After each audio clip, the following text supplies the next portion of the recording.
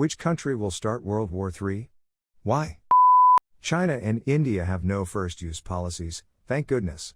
Pakistan is the only state in the region that has threatened use of nukes in response to conventional warfare. So, by historic precedent, a Pakistan misadventure against India would likely start the first nuclear war. This would likely be as another high on testosterone, low on strategy mini invasion of Indian Kashmir, like in Kargil in 1999. Probably another rogue general, pissed at having been passed over for promotion. Per Indian doctrine, counterattacks will occur with armored strike corps in sectors bordering Rajasthan and Punjab. Pakistan will shit a brick at this, and chuck a bunch of tactical nukes at the massive Indian armored columns advancing on Lahore and Karachi. India will likely not respond with nukes, but will launch conventional cruise missile strikes on Pakistani strategic nuclear facilities to preempt an eventual Pakistani strategic strike on its cities, easier to target as less mobile than tactical nukes, wiping out most of Pakistan's strategic nuclear arsenal. All this while, the PRC would exert increasing pressure on India to de-escalate with Pakistan. They will take the opportunity to try and annex eastern Ladakh and what they call southern Tibet, while India is dealing with Pakistan. Border skirmishes will escalate to undeclared war between the PRC and India. Pakistan would launch its remaining nuclear weapons, taking out 3 to 4 smaller northern/western Indian cities unprotected by anti-ballistic missile systems. The Indian strategic nuclear retaliation would wipe out Pakistan's military facilities and leave Pakistani cities facing terrible nuclear fallout. The PRC would likely start chucking heavier stuff at India at this point, short of nukes, as it has large investments in Pakistan, and they would rationalize a large border war by saying India had attacked Chinese interests abroad. As China did that, they would receive pressure from the other Quad powers in the Pacific. This would provide them the casus belli to take Taiwan by force, dragging in the US, Japan and Korea, and the Five Eyes countries. World War III. I've read a fiction book that had similar start to World War III. Conflict between India and Pakistan remained local, but involved several nuclear hits from both sides. This was shocking, but at the same time created a precedent of using nukes in a modern war and not destroying the world. Some years later, energy crisis amplified tensions between countries and somebody made a power play for the biggest remaining oil deposit. Most countries backed off, but China was having none of that shit. Then it was a chain reaction and boom, everyone's dead except for a handful of bunkers. Edit, book name is The Ancient Catastrophe, by Sergei Tarmashev. It was written in Russian, but I don't know if it was ever translated into other languages. Makes sense. The only part that would change at this point is where the Chinese would get involved.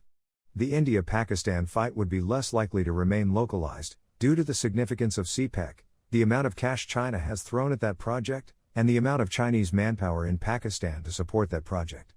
Those are all developments in the last 10 years, so it's understandable why a book wouldn't account for them.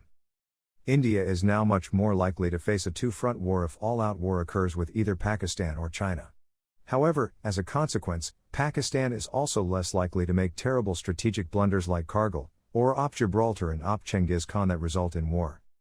China will have reminded Pakistan that the price of being closer allies, i.e., Pakistan being a vassal to China, would drag China into Pakistan's wars as well. They will keep reminding Pakistan that if they play stupid games they will win stupid prizes. All of these comments underestimate China's insecurity and paranoia about the West's intentions. China understands that the USA/Western world want any excuse to encircle China. Coming to India's aid in the face of Pakistani and Chinese aggression is the perfect excuse. China would stay out. Sort of. China won't be coming to Pakistan's aid. The US won't be coming to India's aid. China will be trying to occupy territory in Arunachal Pradesh and trying to secure the passes in Ladakh for itself while India is busy with Pakistan. China has no friends or allies. Its relationships are transactional, and entirely about self-interest, not about principles.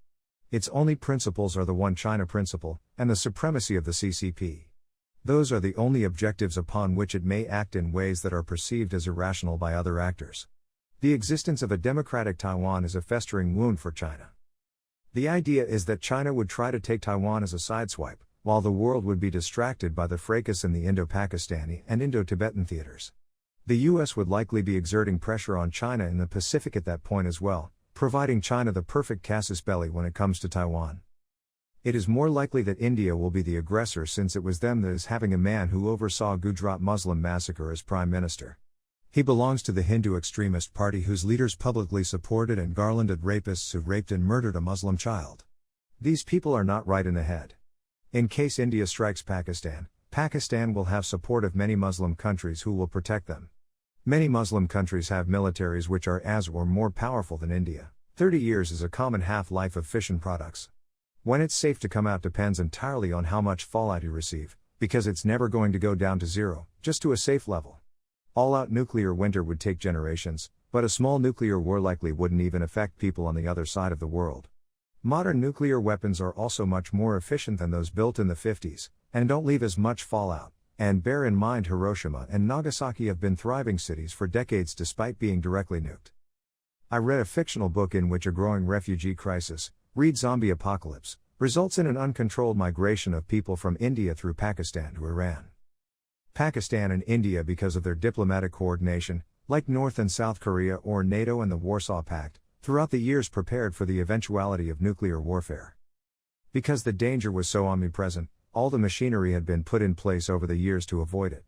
The hotline between the two capitals was in place, ambassadors were on a first-name basis, and generals, politicians, and everyone involved in the process was trained to make sure the day they all feared never came.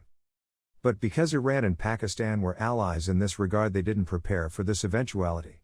In the story, Iran bombs a bridge to cut off on-foot access between the two countries.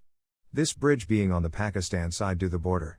Pakistan takes this as an act of war, and retaliates by shooting up a border station. With the ongoing zombie apocalypse, there was no way for Iran's leadership to negotiate with Pakistani leadership, no way to know if there was leadership to talk to. Conventional warfare escalation continued until Tehran, Islamabad, Qom, Lahore, Bandar Abbas, Ormara, Imam Khomeini, and Faisalabad all had been nuked. There was a quote I liked, I think it was from Dan Carlin. He said that leading up to World War I, Europe had become too economically entwined to go to war with itself, but none of the economists were invited to the war councils. The generals making the decisions didn't understand the situation, so they made dumb decisions. The situation is undoubtedly more so interconnected today. The question is, do we have economists making the call on starting wars? I think if it happens, it will be akin to World War I, where brinksmanship leads to an accident, and calmer heads don't rein the spiraling crisis under control in time. Look at how often we all ended up on the brink of destruction during the Cold War, or even the series of dominoes that led to World War I, the complex web of alliances and guarantees. One day, maybe not tomorrow, maybe not next year, but one day, a Chinese J-16 is going to stray too far into Taiwanese airspace due to some computer hanging on reboot, or a Pakistani missile will be accidentally launched, or a US ship will stray too far north in the Straits of Hormuz. But this time, someone will be out of office, or new on the job, or something, and there will be a response, and a counter, and next thing we know, we'll all be there, even though no one actually wanted to go there, and everyone loses.